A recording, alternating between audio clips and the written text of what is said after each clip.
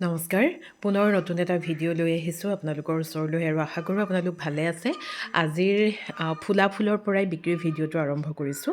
ফুলা ফুল মানে জবা ফুল, খুব ধুনীয়া ধুনীয়া জবা ফুল, ধুনীয়া ধুনীয়া ৰং আপোনালোকে দেখিছে। ইয়াৰ মাটিখিনি একদম জবা ফুলত যিটো মাটিৰ প্ৰয়োজন হয় তেনেধৰণৰ মাটিতে ইয়াক ৰোপণ কৰি ৰখা হৈছে। গতিকে এই ৰংটো যদি আপোনালোকে ল'বলৈ বিচাৰে, চাপৰতে খুব ধুনীয়াকৈ ফুলে, আপোনালোকে ল'ব পাৰিব। আৰু এইটো আন এটা ৰং, এই ৰংটো খুব ধুনীয়া, কাষটো পাতল গুলপীয়া আৰু ভিতৰটো অলপ ডাঠ গুলপীয়া নিচিনা হয়। গতিকে খুব ধুনীয়া ধুনীয়া ৰং আছে। এই ৰংবোৰ আচলতে জবা ফুল বুলি ক'লেই হিবিস্কাছৰ যিকোনো প্ৰজাতিয়েই, যিকোনো ৰঙেই আমাৰ খুব ভাল লাগে, মোৰ বহুত বেছি প্ৰিয়। গতিকে এনেধৰণৰ প্লাণ্ট আপোনালোকে ল'ব পাৰিব। এইটো আছে, এইটো আকৌ এনেধৰণৰ ফুলপাহ ফুলে, এই কলি আছে লগত, বহুতখিনি কলি পৰি থকা অৱস্থাটোৱে আপোনালোকে ল'ব পাৰিব। খুব ধুনীয়া ধুনীয়া গ্ৰ'থৰ প্লাণ্ট আৰু মাটিখিনি বিশেষকৈ জবা ফুলত যিটো মাটিৰ প্ৰয়োজন তেনে মাটিতেই ৰোপণ কৰা আছে। তাৰ পাছতে একদম এই ৰংটো যে ইমান বেছি ধুনীয়া, এইটো একদম ৰাতিপুৱা সময়তে মই কৰি ৰাখিছিলোঁ ভিডিঅ'টো। ৰাতিপুৱা সময়ত একদম বাতিটোৰ নিচিনাকৈ এনেকৈ মেল খাইছে, ডাঠ কমলা যিটো ৰং সেই ৰংটো, আৰু ভিতৰটোত হালধীয়া এনেধৰণেৰে আঁচ আঁচ পৰাৰ নিচিনাকৈ মানে পকাই পকাই যেন ওলাইছে। খুব ধুনীয়া লাগে দেখিবলৈ। ফুলপাহ সঁচাকৈ খুব ধুনীয়া, আপোনালোকক মই দেখুৱাব পাৰি খুবেই ভাল লাগিছে মোৰ। সঁচাকৈ খুব ধুনীয়া এটা হিবিস্কাছৰ প্ৰজাতি, আৰু বাকী ৰংখিনিও ধুনীয়া। আপোনালোকে যদি ল'ম বুলি ভাবিছে ল'ব পাৰিব। আৰু সম্পূৰ্ণকৈ যেতিয়া ৰ'দটো ওলাই পৰিলে, ৰ'দটো ওলাই যোৱাৰ পাছত ফুলপাহৰ আকাৰটো চাওকচোন আৰু ৰংটো চাওক, ইমান ধুনীয়া লাগিছে। এইটো ৰ'দত কৰা ভিডিঅ'।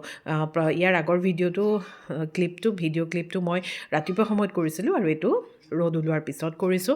গতিকে খুব ধুনীয়া ধুনীয়া ৰঙৰ জবা ফুল আপোনালোকে পাব, বিক্ৰীৰ কাৰণে বৰ্তমান এভেইলেবল হৈ আছে, যদি ইচ্ছা কৰে ল'ব পাৰে। তাৰ পাছতে ছিংগল ইম্পেশ্যনখিনি যে এতিয়া ইমান ধুনীয়া হৈ ফুলিছে, আৰু এতিয়া এইখিনিতো একেবাৰে সৰু পটত থকাৰ নিচিনাই, নাৰ্চাৰী পটত আছে।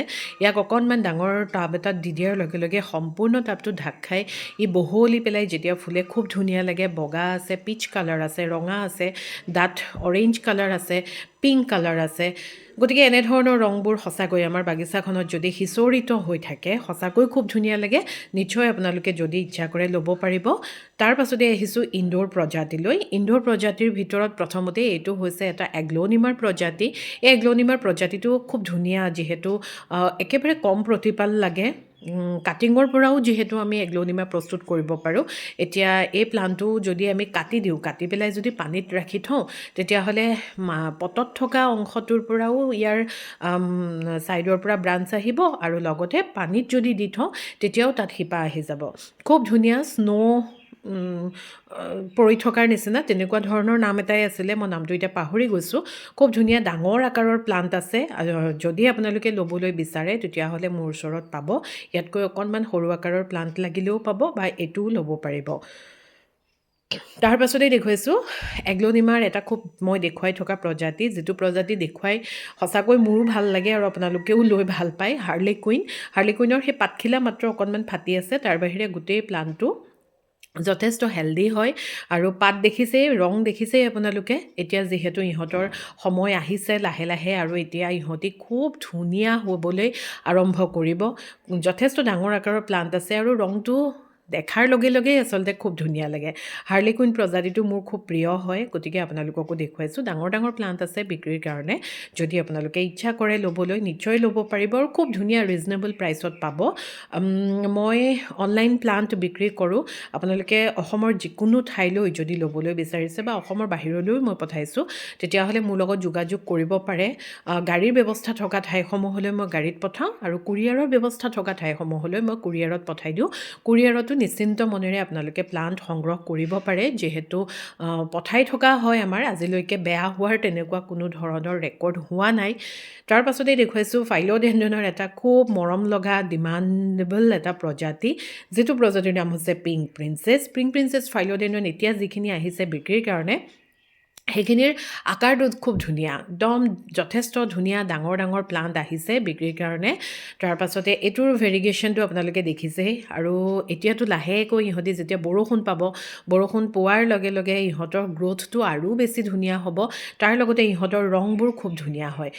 ভেৰিগেটেড প্লাণ্টবিলাকত আচলতে অলপমান মাটিখিনিত সাৰৰ প্ৰয়োজনটো বেছি হয়, কেঁচু সাৰেই হওক বা গোবৰ সাৰেই হওক। মই যিহেতু অৰ্গেনিক সাৰেই ব্যৱহাৰ কৰোঁ। কাটিঙো কৰিব পাৰে এই প্লাণ্টটো আপোনালোকে লৈ পেলাই। গতিকে পিংক প্ৰিন্সেছ খুব ধুনীয়া আকাৰত পাব। তাৰ পাছতে দেখুৱাইছোঁ এটা লিলিৰ প্ৰজাতি, যিটো প্ৰজাতিৰ নাম হৈছে ক্ৰিনাম লিলি। ক্ৰিনাম লিলি এইটো ফুলিলেতো ভালেই লাগে, ফুলপাহ সঁচাকৈ ফুলাৰ লগে লগেতো যিকোনো ফুলেই ফুলাৰ লগে লগে ভালেই লাগে, কিন্তু ফুল নাথাকিলেও এই প্ৰজাতিটোৰ পাতখিনিয়ে ইমান আকৰ্ষণীয়, চিৰিলি চিৰিলিকৈ, আৰু ইয়াৰ ৰংটো খুব ধুনীয়া। আৰু অলপ দিনৰ পিছত ইয়াৰ পাতৰ যিটো ৰং, সেই ৰংটো সম্পূৰ্ণ ডাঠ, একদম যিটো ক'লা নিচিনা এটা ছাঁ পৰি থকাৰ নিচিনা হৈ পৰে। খুব ধুনীয়া লাগে।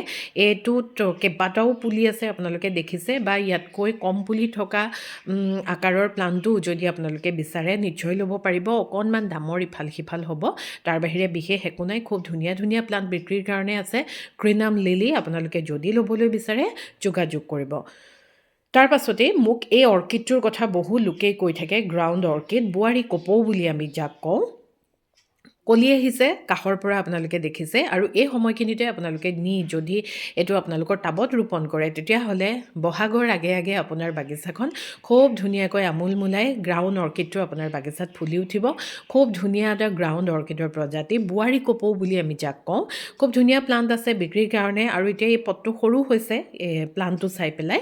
ইয়াক অকণমান ডাঙৰ টাব এটা দি দিয়াৰ লগে লগে খুব ধুনীয়াকৈ বাঢ়িব, আৰু পুলি যথেষ্ট প্ৰস্তুত কৰে এই প্ৰজাতিটোৱে। গতিকে আপোনালোকে নিশ্চয় ল'ব পাৰিব। তাৰ পাছতেই দেখুৱাইছোঁ বিগনিয়া। বিগনিয়া এইটো হৈছে এটা খুব ধুনীয়া বিগনিয়াৰ প্ৰজাতি, টিউবৰ বিগনিয়া হয়। ইয়াক আমি টিউব প্ৰপাগেশ্যন, মানে ছেপাৰেট কৰি পেলাই ইয়াক প্ৰপাগেট কৰিব পাৰোঁ। খুব ধুনীয়া লাগে দেখিবলৈ, আৰু তাৰ লগে লগে ইয়াত ফুলো আহিছে, এতিয়া ফুল ফুলাও আৰম্ভ হৈছে। যথেষ্ট ডাঙৰ ডাঙৰ আকাৰৰ প্লাণ্ট আছে। ইতিমধ্যে বহু লোকে সংগ্ৰহো কৰিছে এইটো বিগনিয়া মোৰ পৰা। যিহেতু বিগনিয়া বুলি ক'লেই বাকী ৰেক্স বিগনিয়া বা কিছুমান বিগনিয়াৰ প্ৰজাতি আছে যাক নেকি খুব বেছি প্ৰতিপালৰ প্ৰয়োজন হয়, কিন্তু এনেধৰণৰ বিগনিয়াবিলাকক বেছি প্ৰতিপালৰ প্ৰয়োজন নাথাকে। যদি আপোনালোকে সংগ্ৰহ কৰিম বুলি ভাবিছে তেতিয়াহ'লে নিশ্চয় কৰিব পাৰিব। খুব ধুনীয়া ডাঙৰ ডাঙৰ আকাৰৰ, আৰু দেখিছে একদম সৰু সৰুকৈ পাতবিলাক ওলাবলৈ এতিয়া আৰম্ভ হৈছে। এতিয়া ইহঁতি জোপোহা হৈ যেতিয়া গোটেই টাবটো আগুৰি ধৰিব, সঁচাকৈ খুব ধুনীয়া এটা লুক ক্ৰিয়েট কৰে। গতিকে সেইটো বিগনিয়া আপোনালোকে ল'ব পাৰিব। তাৰ পাছতে দেখুৱাইছোঁ ফাইল'ডেণ্ড্ৰনৰ এটা খুব আপোনালোকে বিচাৰি থকা প্ৰজাতি, যিটো প্ৰজাতিৰ নাম হৈছে ক্ৰক'ডাইল ৰক।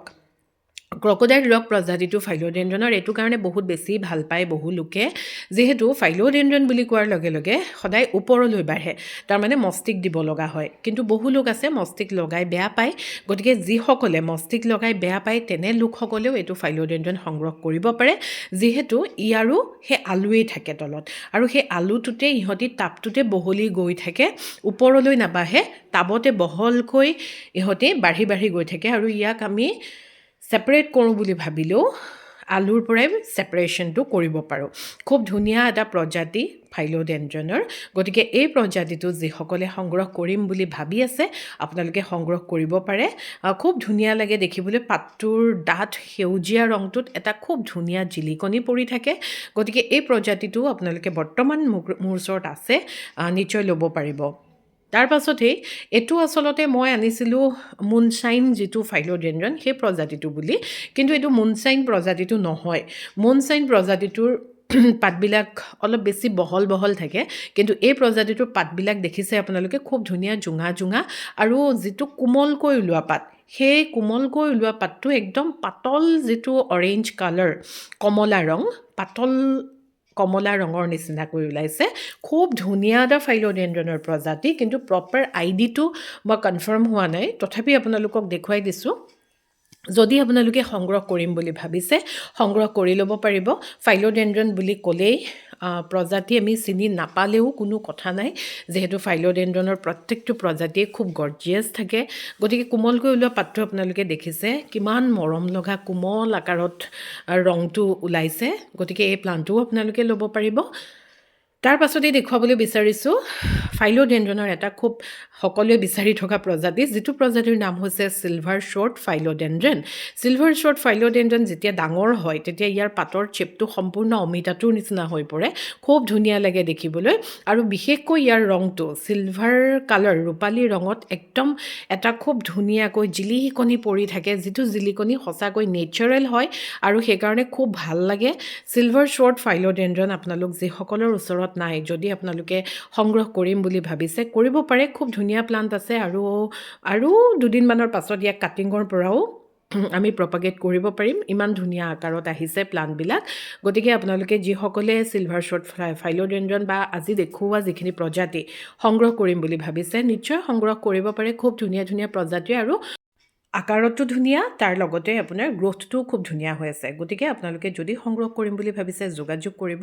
আজিলৈ আহিছোঁ, ধন্যবাদ। পুনৰ আহিম নতুন এটা ভিডিঅ'ৰ সৈতে, নতুন প্লাণ্টছ লৈ। সকলো ভালে থাকক।